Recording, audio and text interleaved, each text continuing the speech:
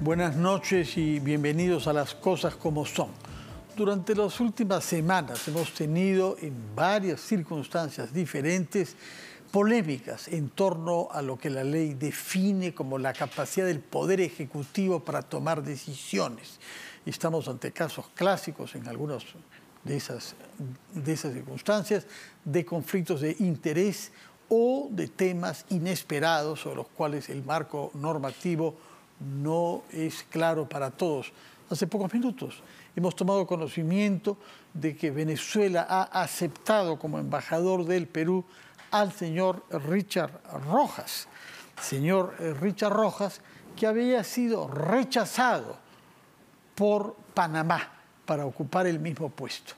Llama la atención que alguien que ha sido rechazado por un país sea rápidamente nombrado y rápidamente aceptado por otro, sobre todo porque se trata de Venezuela, país que, como sabemos, plantea dificultades jurídicas complejas respecto a la legitimidad y el carácter de su gobierno. Por otra parte, este nombramiento ofrece complicaciones, puesto que el señor Richard Rojas forma parte de las investigaciones que la Fiscalía hace sobre el lavado de activos en relación a la campaña electoral del Partido Perú Libre. Veremos más adelante qué se puede decir sobre eso y cómo lo justifica la Cancillería. Pero un tema mucho más complejo es el que tiene que ver no con un embajador, que ya es algo importante, sino con un ministro, y nada menos que con el ministro del Interior, el señor Luis Barranzuela.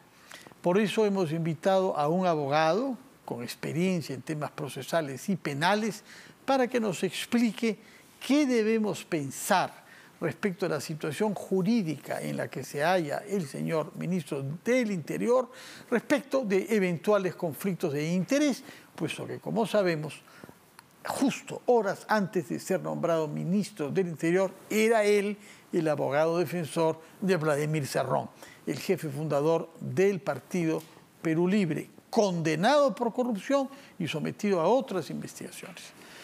Por otra parte, el mismo señor Barranzuela ha tomado como abogado defensor de la causa que se le sigue por su eventual participación ilegal en algo que tiene que ver con la cooperativa azucarera de Tumán, en el norte de nuestro país, ha tomado como abogado defensor al mismo abogado que defiende al congresista Guillermo Bermejo en casos que tienen que ver con complicidades con Sendero Luminoso u organizaciones vinculadas o inspiradas por él. Para comprender todos estos fenómenos que requieren conocer el marco normativo, hemos entonces invitado, como he dicho, a César Azabache, que no solamente es un abogado reconocido, sino que ha sido ex procurador anticorrupción. Señor Azabache, muy buenas noches y bienvenido a RPP. Buenas noches, Fernando, las órdenes. Antes de entrar a temas específicos, quisiera conocer su sensación como un abogado riguroso, la sensación que le produce todos estos casos en donde hay que estar consultando especialistas como usted, otros. ¿Cómo reacciona usted ante las sucesivas decisiones tomadas por este gobierno en donde parecen ubicarse al borde de la ley, sino fuera de ella? Sí, yo creo, Fernando, que en este instante tendríamos que intentar ver si va a haber un corte de gestión a partir del cambio del gabinete. Creo sí que estamos heredando una serie de situaciones definidas en las correlaciones del gabinete Bellido, en una serie de cargos. El Indecopi tal vez sea uno de los más importantes, pero quiero creer que a partir de la instalación del gabinete Vázquez va a tener que comenzar un proceso de depuración y de revisión de designaciones respecto a las cuales hay material muy importante que he venido acopiando especialmente a la Contraloría General de la República en acciones de control que han sido difundidas públicamente. Creo que, claro, este mes el gabinete estará concentrado en su presentación ante el Congreso. Él mismo, como gabinete, tiene que resolver el problema que con corrección ha resumido usted, el problema del ministro Barranzuela, y luego creo que hay que entrar en un proceso franco de depuración de designaciones en el Ejecutivo. Veamos entonces específicamente el caso del ministro Barranzuela. ¿En qué consiste el conflicto de interés que se le atribuye en relación al rol que jugaba hasta la víspera de ser nombrado ministro respecto de Vladimir Cerrón? Resulta que ahora la persona que procuraba que Vladimir Cerrón no sea condenado es el responsable de la policía y está en consecuencia informado sobre operativos que ella pueda hacer que conciernen hasta hace poco cliente. Es el extraño caso de la puerta giratoria hacia la izquierda, ¿verdad?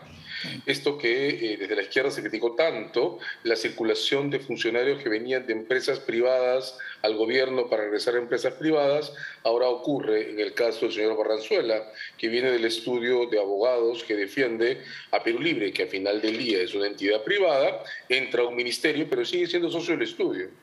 Creo que ahí está la primera cuestión seria, hasta donde pude seguir esto en estos días. El señor Barranzuela había renunciado a los casos puntuales en los que estaba acreditado como abogado, pero no a su posición como socio a la firma o de la firma que los estaba llevando. Y eso significa, Fernando, que al final del ejercicio, parte de las utilidades que va a ganar dependen del éxito de una firma que litiga casos, que guste o no guste, pasan por las manos de la autoridad policial y cuyos éxitos dependen de cosas como operativos de allanamiento, identificación de perseguidos y detenciones que son clientes de esa firma. Ahí hay entonces un caso muy claro de conflicto de intereses, que claro, ese se puede resolver saliendo de la firma. El señor Barranzuela, entiendo, no ha salido.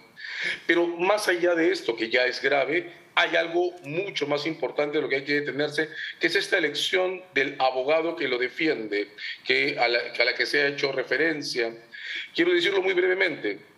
La relación entre abogado y cliente crea una esfera sumamente protegida dentro de la cual ninguna autoridad puede ingresar. La información que intercambian abogado y cliente es intangible.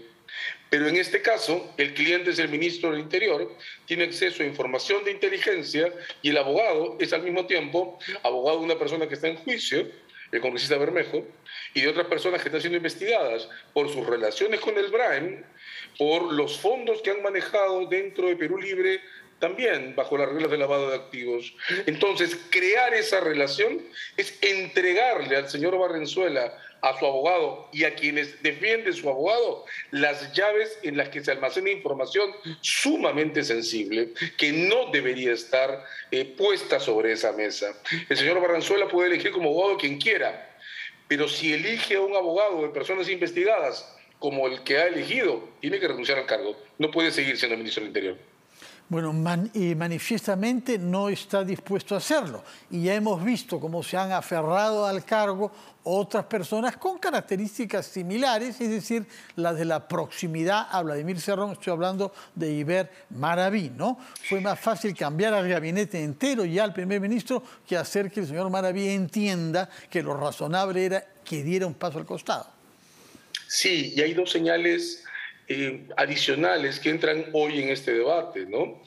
El día de hoy, el presidente Castillo está en un evento de la Policía Nacional, de la Escuela de Oficiales, con el ministro Barranzuela, y eso ha sido razonablemente tomado en los medios como un acto de respaldo, ¿no? El lunes, el señor Barranzuela tiene que presentarse al Congreso, y hoy, viernes, aparece en foto de portada con el presidente de la República. Luego, Hildebrand, en sus 13, ha lanzado una nota que hay que mirar con cuidado, que está construida a partir del incidente de Vida y en la que se sugiere que el señor Barranzuela podría no ser solo una suerte de delegado del sector de Cerrón, que ya entiendo prácticamente ha salido del gobierno, sino además un factor de construcción de determinada manera muy particular de ver la política antidrogas y las erradicaciones.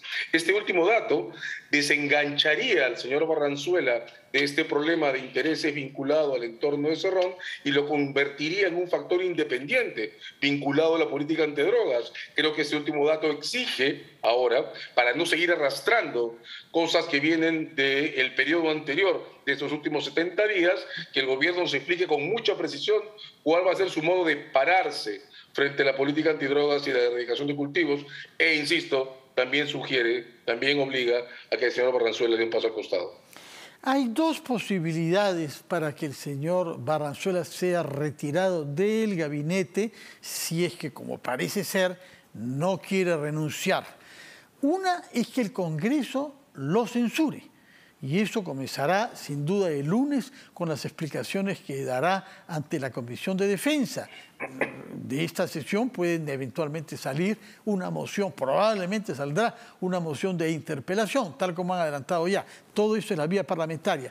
Pero la primera ministra también aparentemente no está del todo tranquila con el ministro del Interior, que hay que presumir que no escogió ella, como el señor Bellido nos reveló cuando dejó el cargo, que en la realidad no había propuesto a ninguno de los 18 ministros. No sabemos, en este caso la señora Vázquez lo ha hecho, pero ella dijo que todos los ministros estaban en evaluación y se refería indudablemente al señor Barranzuela muy en particular. Ella podría solicitar que este ministro sea retirado. Falta saber si el presidente de la República se animará a hacerlo y si esto depende o no de lo que piense Cerrón, pese al comunicado que hemos leído ayer y que lo ha llevado usted a decir que hemos entrado a un proceso diferente en las relaciones entre el señor Castillo y el señor Cerrón.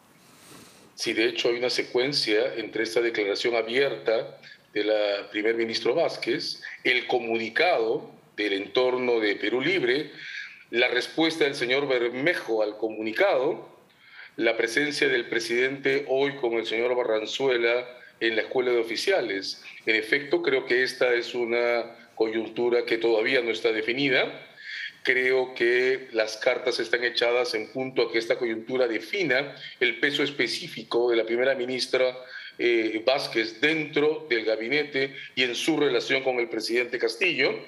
No veo a la primera ministra haciendo un gesto abrupto y tosco como el que Bellido lanzó a favor de Maraví.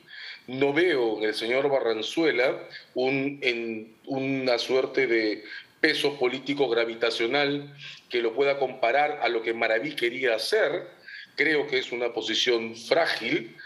Noto sí, con usted Fernando, los intentos de mantenerlo en el cargo, pero no veo posible que el gabinete de la señora Vázquez se exponga a arriesgar su presentación ante el Parlamento con el señor Barranzuela dentro. Esta coyuntura tendrá que desenvolverse en los siguientes días. El lunes va a ser un día muy importante para ver los pesos que se movilizan. No veo a la señora Vázquez defendiéndolo con una cuestión de confianza ni nada parecido, y en ese marco sería absurdo que el gobierno gaste parte del capital que ha acumulado con la salida de Bellido, exponiéndose a esta acumulación de críticas que encuentro muy justificadas a la permanencia del señor Barranzuela en el gabinete. Lo que creo que ocurrirá será que el gobierno tratará de desvincular la salida de Barranzuela de la crisis que está representando esta suerte de separación con el entorno del señor Cerrón, y además aquí falta que decante qué va a pasar dentro de Perú Libre, porque hoy día Bermejo le contestó al señor Cerrón en punto a que él sí respaldaba al gabinete, de modo que la próxima semana va a tener sin duda todavía elementos hasta que esto se estabilice, pero el destino creo que es Barranzuela fuera del gabinete. Usted dice que cree que el señor Barranzuela tiene una situación política frágil, pero en realidad no sabemos cuál es el apoyo que pueda tener de un sector gremial que puede tener su importancia, que es el de los cocaleros, porque antes de ser nombrado ministro del Interior lo hemos visto participando en reuniones en las que él jugaba un rol de asesor y de garante de los supuestos derechos a la extensión de los cultivos de coca en regiones de nuestro país. Y eso es lo que parece que explica este gesto tosco que tuvo con De Vida en esos últimos días, ¿no? La información hoy parecería indicar que él intenta hacer un enroque desde el nexo original con el grupo de Cerrón al nexo cocalero, pero eso lo pone también en una ecuación que tiene muchísimos más agentes de interés en la definición de política antidrogas. Por eso digo, esa parte de la escena se resuelve en la medida en que todos y todas seamos capaces de exigirle al gobierno que presente sus políticas antidrogas y de erradicación en por lo menos una mesa de discusión pública semejante a la que se están instalando ahora para discutir el gas, para discutir políticas rurales y agrarias. Bueno, tendremos que seguir estar en una mesa abierta de debate sobre política antidrogas y erradicación, y ahí podremos ver qué tanta resistencia puede acumular el señor Barranzuela a una discusión que ya no va a ser de correlaciones o de relaciones heredadas, sino de fijación y determinación de políticas públicas que involucran asuntos tan complejos como el narcotráfico, ¿no? Hemos hablado sobre el señor Barranzuela como justiciable y como político, como ministro, pero corresponde también que nos diga una palabra de su condición de abogado, porque en realidad hay abogados de todo tipo. Usted mismo es abogado, naturalmente, pero realmente la opinión pública está confundida de ver abogados que deben actuar siempre para hacer vigentes las leyes y defender los derechos de los ciudadanos, convertidos en actores de situaciones confusas, equívocas o aparentemente abiertamente ilegales. ¿No corresponde que el Colegio de Abogados diga algo también? Hay una comisión de ética y de ontología ahí, que en otras oportunidades se ha sabido pronunciar con lentitud, etcétera, pero lo ha hecho. ¿Corresponde o no que la situación de un abogado que en realidad genera una mala imagen sobre el gremio sean abordadas por el colegio? Teóricamente sí, porque de hecho los problemas de los que hablamos, conflictos de intereses en dos niveles, vinculados a su pasado y a la escogencia de su propio abogado, son problemas antes que nada deontológicos o éticos. El problema, Fernando, es que por desgracia el Colegio de Abogados de Lima, que es en el que entiendo está inscrito el señor Barranzuela, atraviesa una crisis muy fuerte de cargos, de conformación interna. Yo estuve también pensando en eso, he notado que el Colegio de Abogados no ha hecho ningún movimiento hacia esto. Creo que eso es algo que como gremio tendremos los que somos abogados que promover también, pero no tengo muchas expectativas en que el Colegio de Abogados se convierta en un factor de influencia en esta crisis. Creo que esta es una crisis con tristeza, sí. Recordamos con tristeza que ni siquiera pudo elegir a su delegado en el Jurado Nacional de Elecciones, lo cual es auténticamente escandaloso. Exacto, es un momento pésimo para el gremio. Creo que el Colegio de Abogados, que fue durante muchos años un factor importante de determinación de posiciones institucionales en este país, ha dejado de serlo. Habrá que recomponerlo, pero entre tanto hay que resolver esto en la esfera que le corresponde, que es la del gabinete y la de la preparación de la presentación que la primera ministra tendrá que hacer ante el Congreso. Quiero repetir esto, Fernando, no creo que este gabinete pueda exponer su posición política ante el Parlamento de la manera que lo haría, llegar arrastrando al señor Barranzuela en esta posición en el Ministerio del Interior. No creo que tenga sentido. Muchas gracias, César Azabache, por sus explicaciones, por aclararnos el marco normativo y los alcances de las decisiones que se tienen que tomar respecto del señor Barranzuela. Que tenga usted muy buenas noches. Gracias por estar con nosotros. Buenas noches, Fernando. Gracias por ese tiempo. Vamos a hacer una pausa y retomamos las cosas como son.